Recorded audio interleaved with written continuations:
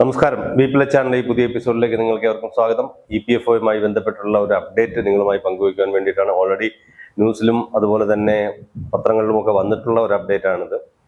Update എന്ന് പറഞ്ഞു കഴിഞ്ഞാൽ EPFOയിൽ അടിമുടി, EPFOയുടെ വെബ്സൈറ്റിലും അതുപോലെ തന്നെ EPFOയുടെ IT റിലേറ്റഡ് ആയിട്ടുള്ള കാര്യങ്ങളിൽ ഒരു അടിമുടി മാറ്റം വരുന്നു എന്നുള്ളതാണ്. EPFO 3 എന്ന പേരിൽ IT അപ്ഡേഷൻ നടന്നുകൊണ്ട് IT സിസ്റ്റത്തിൽ കൂടുതൽ അപ്ഗ്രേഡേഷൻ നടന്നുകൊണ്ടുള്ള ഒരു സിസ്റ്റം പുതിയതായിട്ട് വരുന്നു എന്നുള്ളതാണ്. തത്ഫലമായിട്ട് നമുക്ക് പല സർവീസുകളും ഇനി വളരെ എളുപ്പത്തിൽ എടുക്കാൻ പറ്റും എന്നുള്ളതാണ് ഇതിന്റെ ഒരു പ്രത്യേകത എന്ന് പറയുന്നത്.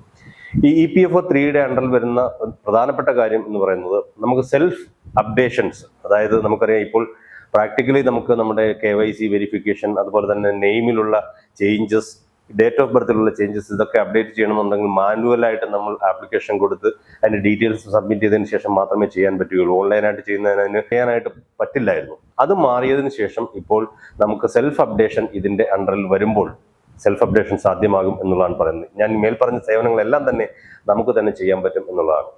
ഇനി പ്രധാനപ്പെട്ട രണ്ടാമത്തെ ഒരു കാര്യം എന്ന് പറയുന്നത് ATM കാർഡിന് സമാനമായ ഒരു കാർഡ് EPFO ഇൻട്രൊഡ്യൂസ് ചെയ്യുന്നു എന്നുള്ളതാണ്. അതായത് EPFO മെമ്പേഴ്സിന് ബാങ്കിൽ നമ്മൾ ATM കാർഡ് യൂസ് ചെയ്യുന്ന പോലെ EPFOയുടെ എല്ലാ സർവീസുകളും മണി വിഡ്രോവൽ ഉൾപ്പെടെയുള്ള കാര്യങ്ങൾ, നമ്മുടെ PF അവൈലബിൾ ആയിട്ടുള്ള ഫണ്ടിന്റെ 50% വരെ വിഡ്രോ ചെയ്യുന്ന ഉൾപ്പെടെയുള്ള കാര്യങ്ങൾ നമുക്ക് ATM കാർഡ് വെച്ച് EPFO അപ്രൂവ്ഡ് ആയിട്ടുള്ള ATM കൗണ്ടറുകളിലൂടെ ചെയ്യാൻ പറ്റും എന്നുള്ളതാണ് ഇതിന്റെ രണ്ടാമത്തെ കാര്യം എന്ന് പറയുന്നത്. അടുത്ത ഒരു കാര്യം എന്ന് പറയുന്നത് EPFOയുടെ അപ്ഡേറ്റഡ് ആയിട്ടുള്ള ഒരു മൊബൈൽ ആപ്പ് വരുന്നുണ്ട് എന്നുള്ളതാണ്. ഇതിനെ നമുക്ക് ഡൗൺലോഡ് ചെയ്തതിനു ശേഷം ഈ മൊബൈൽ ആപ്പിലൂടെ തന്നെ നമുക്ക് ഇപ്പോൾ ഉള്ളതുപോലെ തന്നെ അതിനേക്കാൾ കുറച്ചുകൂടി അപ്ഗ്രേഡഡ് ആയിട്ടുള്ള സർവീസസ്, നമ്മുടെ ഈ പാസ്ബുക്ക് വെരിഫിക്കേഷൻ അല്ലെങ്കിൽ പാസ്ബുക്ക് നോക്കുവാൻ പറ്റുന്നത്, പാസ്ബുക്ക് ഡൗൺലോഡ് ചെയ്യാൻ പറ്റുന്നത്, അതുപോലെ തന്നെ നമുക്ക് ട്രാൻസ്ഫർ, ഓൺലൈൻ ട്രാൻസ്ഫറുകൾ ചെയ്യാൻ പറ്റുന്നത്, വിഡ്രോവൽ ചെയ്യാൻ പറ്റുന്നത്, ഇതിനൊക്കെ വളരെ നൂതനമായ സംവിധാനങ്ങൾ ഉപയോഗിച്ചിട്ടുള്ള ഒരു മൊബൈൽ ആപ്പ് ഇൻട്രൊഡ്യൂസ് ചെയ്യുന്നു എന്നുള്ളതാണ് മൂന്നാമത്തെ കാര്യം. ഇനി അടുത്ത ഒരു കാര്യം എന്ന് പറയുന്നത് സെൽഫ് അറ്റസ്റ്റേഷൻ പ്രൊസീജിയർ എന്ന് പറയുന്നത്.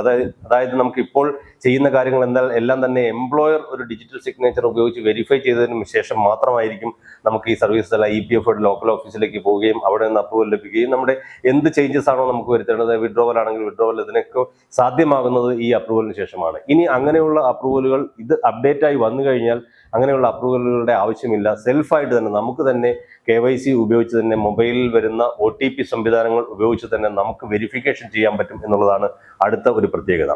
ഈ 4 കാര്യങ്ങളും ഞാൻ പറഞ്ഞപ്പോൾ തന്നെ ഇതിൽ നിന്നെല്ലാം നമുക്ക് ഏറ്റവും അഡ്വാൻറ്റേജസ് ആയിട്ടുള്ള കാര്യം എന്ന് പറയുന്നത് സമയം ലാഭമാണ്. അതായത് ഇപ്പോൾ നമുക്ക് വിഡ്രോവലിനായാലും പല കാര്യങ്ങൾക്കും നമ്മൾ ഒത്തിരി കാലം വെയിറ്റ് ചെയ്യേണ്ടുന്ന ഒരു ടൈം പീരീഡ് ഒഴിവായി കിട്ടും എന്നുള്ളതാണ് ഈ അപ്ഡേറ്റ് കൊണ്ട് നമുക്ക് ഏറ്റവും പ്രധാനമായിട്ട് കിട്ടുന്ന പ്രയോജനം എന്ന് പറയുന്നത്. അപ്പോൾ EPFOയുടെ ഈ EPFO 3 എന്ന് പറയുന്ന അപ്ഡേറ്റഡ് ആയിട്ടുള്ള IT സർവീസസ് ഉപയോഗിച്ച് എന്നത്തേക്ക് ഇത് അപ്ഡേറ്റ് ആയി വരും എന്നുള്ളതിനെ പറ്റി കൃത്യമായിട്ട് ഒരു ഡേറ്റ് ഒന്നും പറഞ്ഞില്ല. പക്ഷേ ജനുവരി 2025 സ്റ്റാർട്ട് ചെയ്ത് അറ്റ്ലീസ്റ്റ് ജൂൺ 2025 എങ്കിലും ഈ സംവിധാനങ്ങളെല്ലാം നിലവിൽ വരും എന്നുള്ളതാണ് ഇപ്പോഴത്തെ പ്രതീക്ഷ.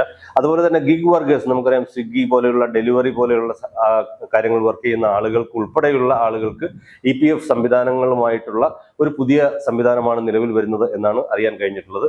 അപ്പോൾ ഇത്രയും കാര്യങ്ങൾ നമുക്ക് EPFOമായിട്ടുള്ള സർവീസസുകൾ ഏറ്റവും പെട്ടെന്ന് കിട്ടാൻ പറ്റുന്ന ഈ കാര്യങ്ങൾ 2025 ജൂണോടുകൂടി നമുക്ക് പ്രതീക്ഷിക്കാം. മറ്റൊരു അപ്ഡേറ്റുമായി നമുക്ക് കാണാം. Thank you so much.